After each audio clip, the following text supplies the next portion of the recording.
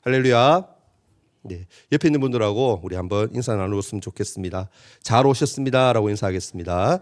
잘 오셨습니다. 네, 함께 은혜 받기를 원합니다. 한번 옆에 한번 더 인사할까요? 함께 은혜 받읍시다. 아멘. 지금까지 우리가 살아가면서 상식적으로 맞다고 생각했던 것들이 사실은 책을 읽거나 공부를 하다 보니까 우리가 잘못 알고 있는 그런 내용들이 많았다라는 것을 생각하게 됩니다. 예를 들면요, 천재는 1%의 영감과 99%의 노력으로 만들어진다라는 말이 있습니다. 이 말을 누가 했을까요? 발명왕 누굴까요? 네, 에디슨이죠. 토마스 에디슨이 했던 말입니다. 우리는 이 말을 성공하기 위해서는 많은 노력이 필요함을 강조하기 위해서 우리가 인용을 많이 합니다. 근데 사실 이 말을 한 에디슨의 의도는요, 99%의 노력은 1%의 영감이 없으면 아무것도 아니다라는 의미로 99%의 노력이 아니라 1%의 영감을 강조하기 위해서 에디슨이 했던 말이다라는 겁니다. 그러니까 1%의 영감과 재능이 있어야 99%의 노력이 결실을 맺을 수 있다라는 뜻인 겁니다. 그런데 그 말을 한 에디슨의 의도를 기자가 잘못 알고는 오해해서 기사에 이대로 그냥 실게 되었고, 그 오해로 인해서 지금까지 우리는 그렇게 믿고 사용하고 있는 겁니다. 또 우리는 인연의 중요성을 강조하기 위해서 이런 말을 많이 쓰죠. 옷깃만 스쳐도 인연이다. 다 아시죠, 그죠? 한 번쯤 들어봤을 겁니다. 여러분, 옷깃만 스쳐도 인연이기 때문에 우리가 시간을 공유하고 만나는 모든 만남과 또 작은 인연들이 귀하다라는 것을 말하고 싶을 때 이 말을 인용하죠. 그런데 여기서 옷깃은 어디를 의미하는 걸까요? 옷깃은요, 사전으로 검색해 보면 우리가 흔히 알고 있는, 제가 입고 있는 이 카라죠, 카라. 카라를 얘기합니다. 목 주위의 이 부분을 얘기하는 거죠. 그러면 여기서 이 부분이 스치기 위해서는 그러면 어떻게 해야 될까요? 그냥 길거리에서 혹은 골목에서 복도에서 지나치기만 해서는 절대로 스칠 수 없는 것, 그것이 바로 이 부분 아니겠습니까, 여러분? 일부러 스치기 위해서 온갖 애를 쓰지 않는 이상은 절대로 스칠 수가 없는 부분이 바로 이 옷깃, 카라라라는 것이죠. 그러니까 이 옷깃이 스치기 위해서는 최소한 뭘 해야 될까요? 포옹을 하거나 아니면 서로 안아야지만 스칠 수 있다라는 겁니다. 그래서 옷깃이 스치는 사이는 그냥 우리가 일상에서 마주 대하는 사람들에게는 사실 적용될 수 없는, 말도 안 되는 사실은 이야기다라는 것입니다. 노력이 삶에서 대단히 중요하다는 것과 우리가 관계를 맺는 작은 만남들과 또 인연들이 참으로 귀하다라는 것을 아무도 부정할 사람은 아마 없을 겁니다. 하지만 위에 두 가지 격언과 이 속담은 그런 뜻으로 사용될 수 없는, 쉽게 우리가 오해하고 있는 문구 중에 하나다라고 볼 수가 있는 것이죠. 오늘 본문에서도 우리가 지금까지 선입견을 가지고 부정적으로 잘못 생각해 왔던 인물들이 등장하고 있습니다. 모자지간인데요. 바로 하갈과 이스마엘이죠. 하갈과 이스마엘은 사실 사레와 이삭에 많이 가려져서 선택받지 못했던 그런 인물로 하나님의 은총에서 멀어진 그런 사람이다라고 우리가 생각을 하죠. 그러면 정말 하갈이 하나님의 은총에서 멀어진 사람이었는지 우리 성경에 기록된 말씀들을 통해서 함께 한번 나누며 깨닫게 되기를 원합니다. 본문에 보면은 아브라함의 아내 사레가 자신의 아들을 낳지 못하자 자신의 종이었던 애굽 사람 하갈을 남편인 아브라함의 첩으로 받아들이게 됩니다. 후사를 얻기 위해 하갈을 남편에게 첩을 주었지만 막상 하갈이 정말 임신을 하자마자 곤란한 지경에 빠지게 되죠. 예전 우리나라 여러분 조선시대에도 여인이 아이를 낳지 못하는 것이 칠거지약 중에 하나로 소방맞는 그런 이유가 되기도 했었죠. 고대 근동 땅에도 아이를 낳지 못한다라는 것은 큰 흠이었고 또 결격 사유가 되었기에 대부분 아내가 한 명이 아니라 일부 다체제였던 그런 당시에는 아이를 낳지 못한 여인과 또 낳은 여인 사이에 많은 그러한 분쟁이 있는 이유가 되기도 했다라는 겁니다. 그렇게 아이를 가진 하갈이 주인인 사레를 무시하고 멸시하자 사례는 남편 아브라함에게 자신의 신세를 토로합니다. 근데 성경에는 토로한다라고 표현되어 있지만 사실은 어떻게 했을 것 같습니까? 바가지를 긁었겠죠. 아브라함을 위해서 첩을 주었더니 이런 멸시를 받는 것이 부당하지 않다라고 아브라함에게 자신의 억울함을 그렇게 얘기하고 있다라는 겁니다.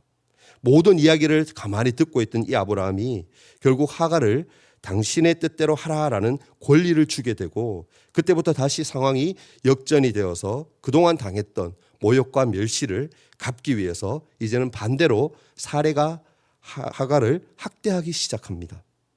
여러분 여자의 적은 뭐다고요? 여자죠, 여자. 그렇게 사례의 학대를 받다 견디지 못하고 도망가는 그 하갈에게 여호와의 사자가 등장합니다.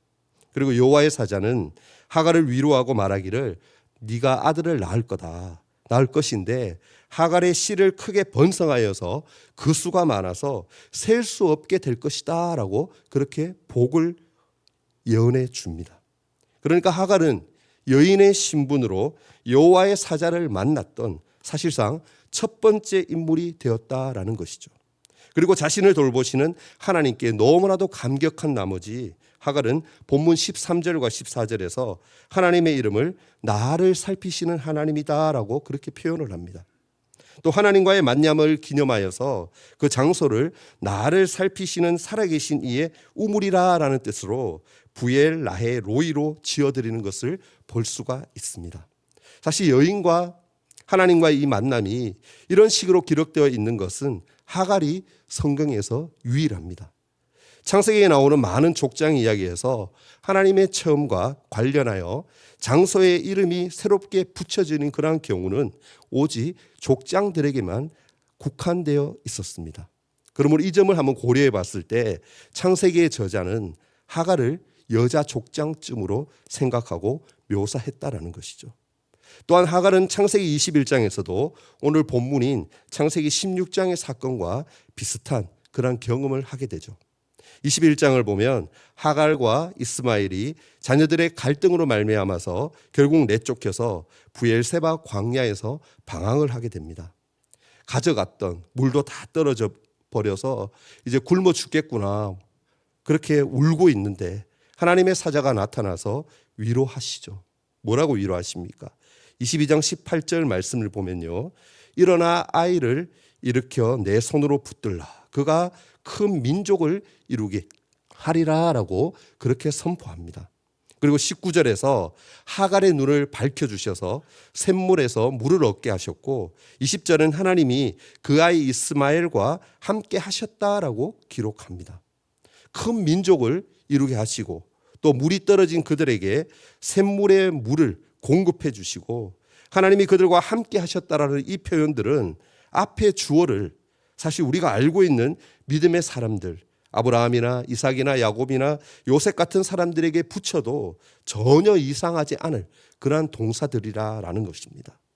사레와 이삭에 가려져서 선입견을 가지고 대했던 하갈과 이스마엘이 실제로는 사레와 이삭 못지않은 축복을 누렸음을 우리는 알 수 있다라는 것이죠.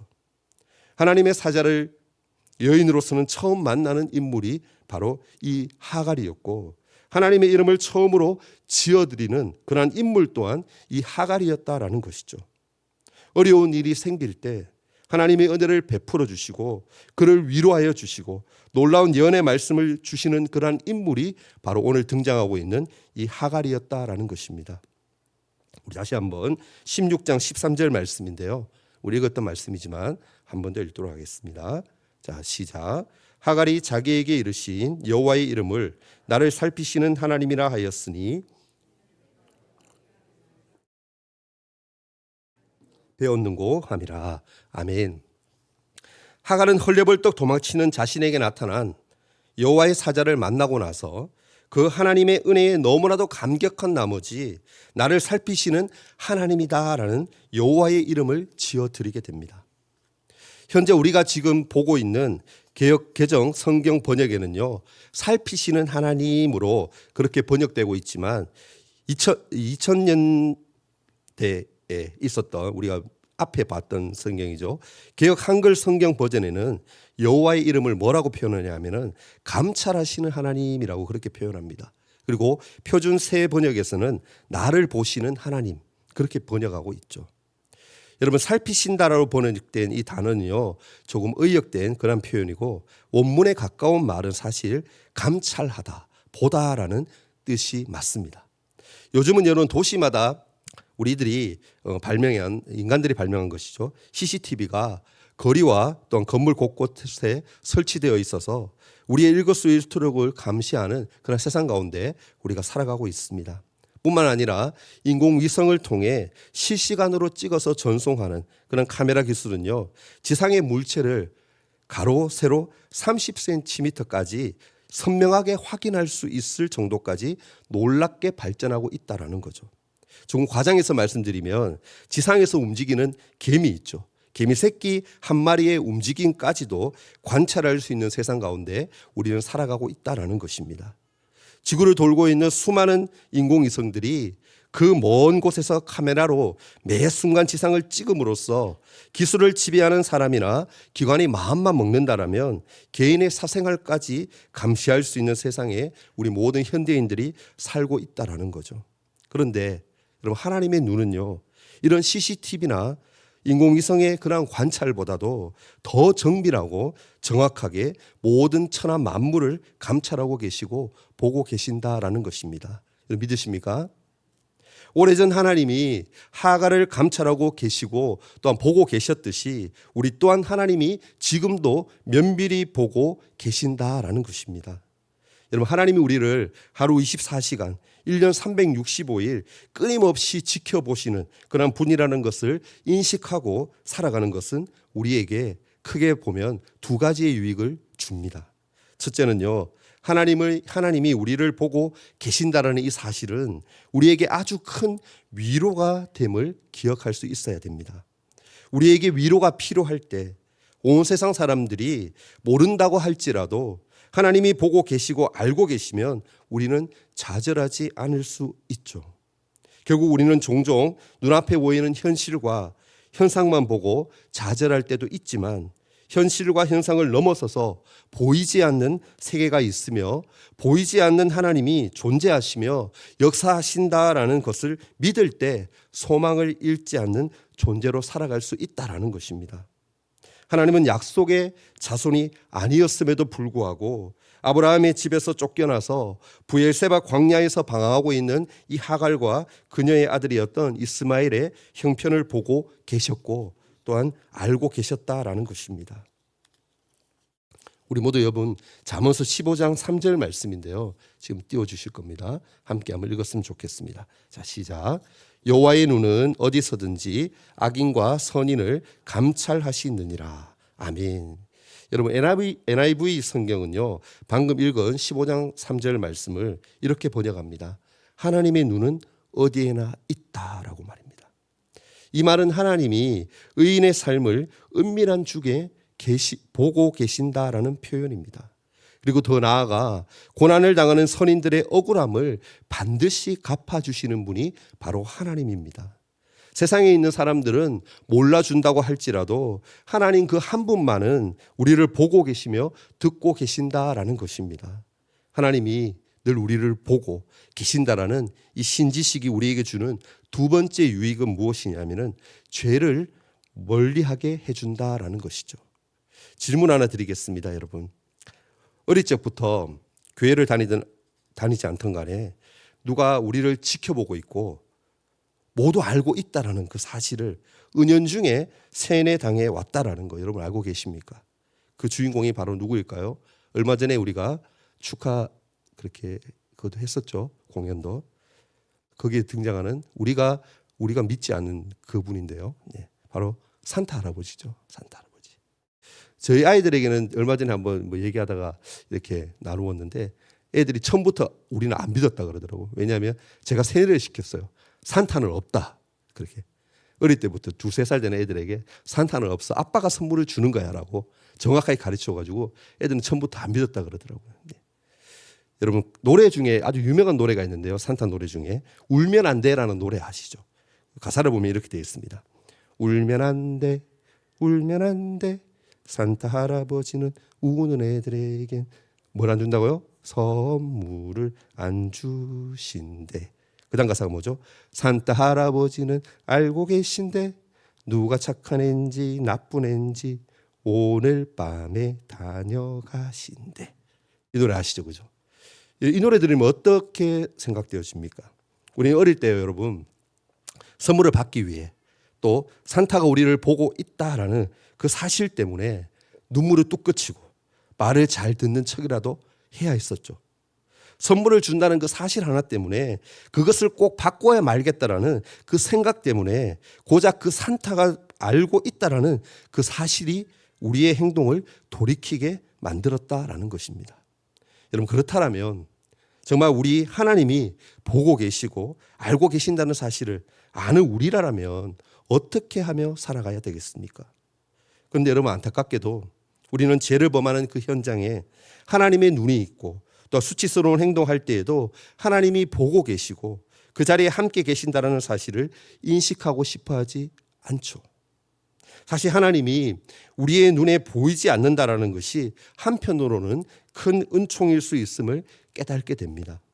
남몰래 죄를 지을 때, 남에게 상처 주는 그런 말들을 서스럼 없이 할 때, 또는 부부싸움을 할 때 에스겔 선지자가 환상 중에 보았던 네 바퀴 둘레에 논들이 촘촘히 박혀 있는 그런 모습처럼 하나님의 눈이 전후 좌우에서 수없이 만약에 보인다라면 그 공포심 때문에 아마 온전한 정신을 제대로 유지할 수 있는 사람은 아마 여기 있는 사람 중에 아무도 없을 겁니다. 하나님은 여러분 에덴 동산에서 죄를 범한 후에 자신의 벌거벗음에 대한 수치심이 생긴 아담과 하와에게 가죽옷을 지어 입히시죠.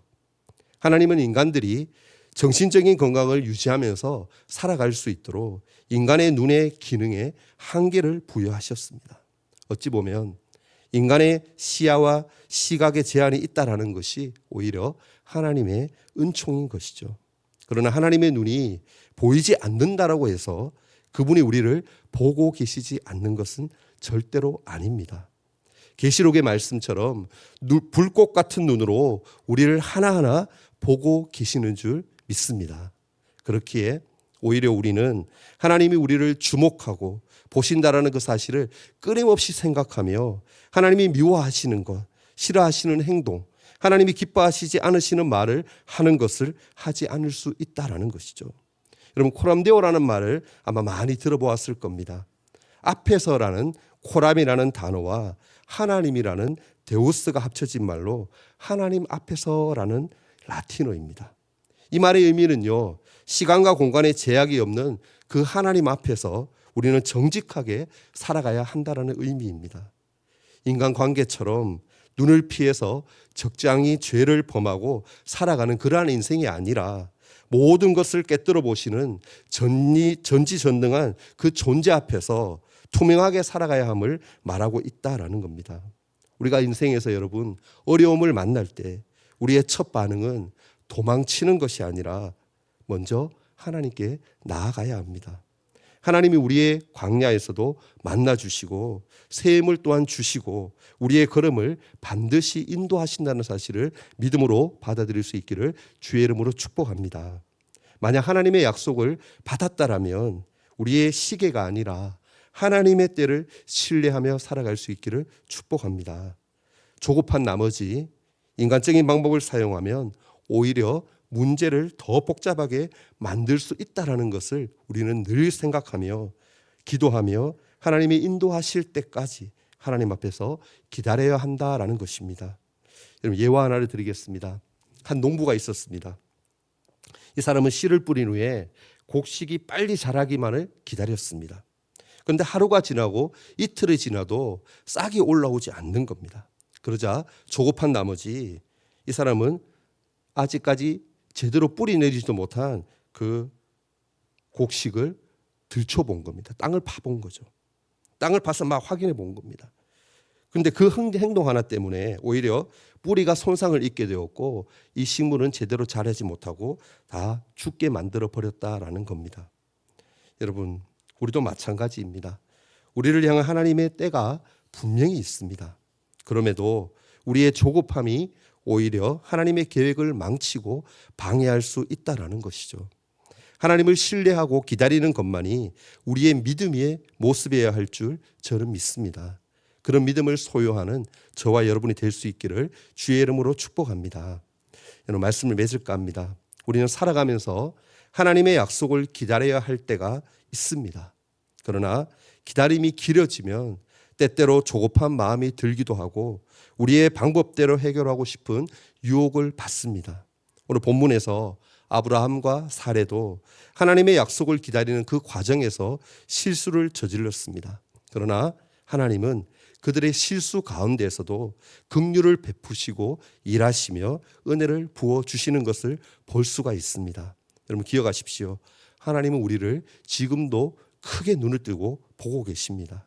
그것도 우리가 옆 사람을 보는 것 같이 겉모습만 보시는 것이 아니라 우리 안의 중심을 꿰뚫어 보고 계시고 우리 마음의 동기와 내용을 다 보시고 알고 계신다라는 겁니다. 이것이 우리에게 큰 위로와 도전이 될 수 있기를 축복합니다.